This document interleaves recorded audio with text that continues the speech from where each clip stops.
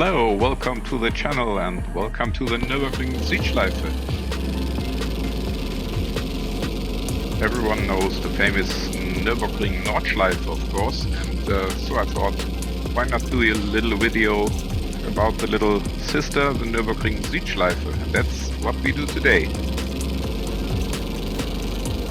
The Südschleife was built between 1925 and 27 together with the Nordschleife, and it was constructed right from the beginning that we can have 4 different track layouts to be used.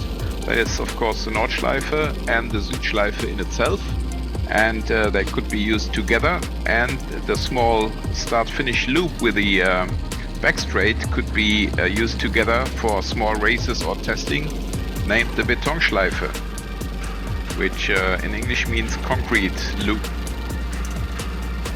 The Betonschleife was only 2.2 kilometers long. The Südschleife alone was 7.7 kilometers long. The Nordschleife was 22.8 kilometers, and the Nordschleife together with the Südschleife was 28.2 kilometers long. The nice thing was that the Nordschleife and the Südschleife could be used together, completely separate, so while there was a race on the Nordschleife, there could be testing on the Südschleife, just like today when there's a race on the Grand Prix track, which was opened from 1984. There could be tourist driving for everyone at the Nordschleife, and this is what happens very often today. But sadly, races on the Nordschleife and Südschleife together stopped in 1931. And after that, the Südschleife was mainly used for bike races or smaller races, like maybe Formula Junior. And the biggest event was a Formula 2 Grand Prix, which was won by Joachim Bonnier from Wolfgang Grafberger von Trips, both driving a Porsche 718. And while the Nordschleife was improved and modernized all the time, the Südschleife was not improved or modernized after 1970, which meant that racing altogether stopped at the Südschleife in 1970, mainly because the track wasn't up to the safety standards back in the day.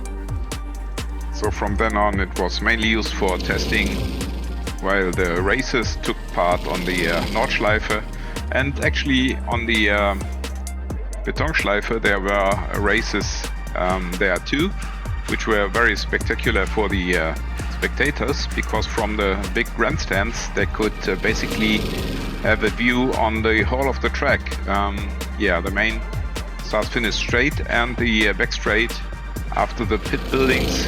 They could see all that from the grandstand, and that was quite a spectacular sight. And the new Nürburgring, which is today known as the Grand Prix track, opened and constructed in the early 80s. It was opened in 84.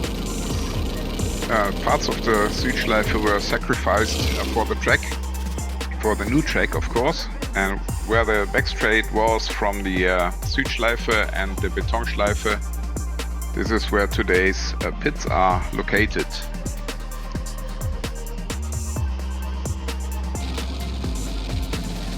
So, and while we are finishing the first lap with our beautiful Alfa Romeo P2 from 1924, we will have another lap, and I will introduce you to the names of the corners and the parts of the track.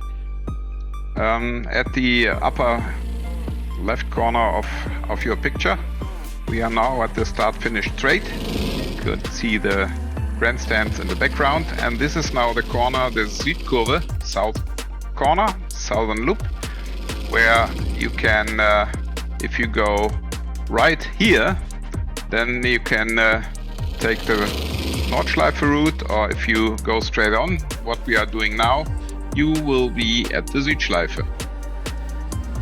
And we lead into the Südschleife with a small jump, where even this slow car takes all 4 wheels off the ground, and we have a combination of corners called the Brenkekopf. I love how you can cut the corners a little bit, as you see here. Of course, we had no guardrails back in the day, and so we can cut the corners just here like a little bit.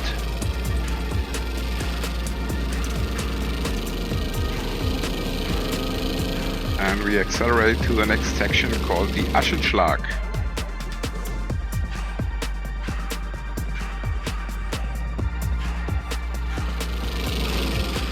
There we are at the Aschenschlag, and the next section is called Seifgen, which is a very, very fast part of the track and very dangerous. We had a lot of accidents here because the track is very flowing and invited you to go faster than the track would allow normally.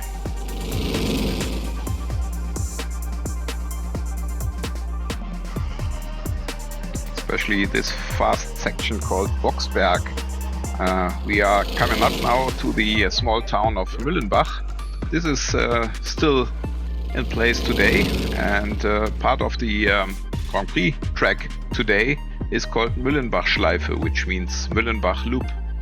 So that part of the Grand Prix track is around here. And now we go uphill to a very fast king called Rasrück. It's not so fast in this car, but on slightly more modern cars it can be very fast and dangerous here. This is the area Rasrück, which is basically flat out just until the slowest part of the track, which is called Scharfer Kopf, which in English means sharp head. Don't know why, don't know where the name came from.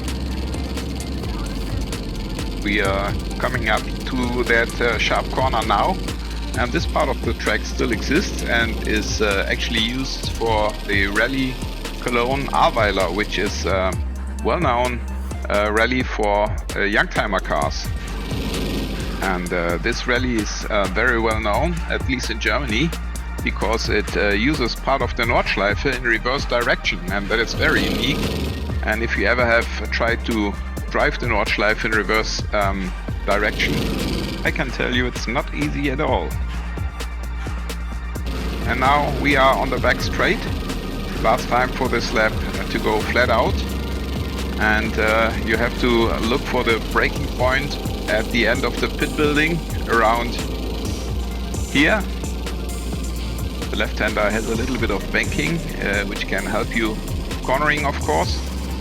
And after this left-hander, if you would go straight on here, you would come on the Nordschleife, and we take the sharp right-hander here, which is called Nordkehre, which translates to northern turn, and that leads us to the start-finish straight again, and that means we have made a lap around the Südschleife. Very sad to have lost this part of the track, but that's the way it goes. And if you like this part of racing history, please give a like and a thumbs up, and maybe subscribe to this channel. And maybe I see you next time. Thank you, bye bye.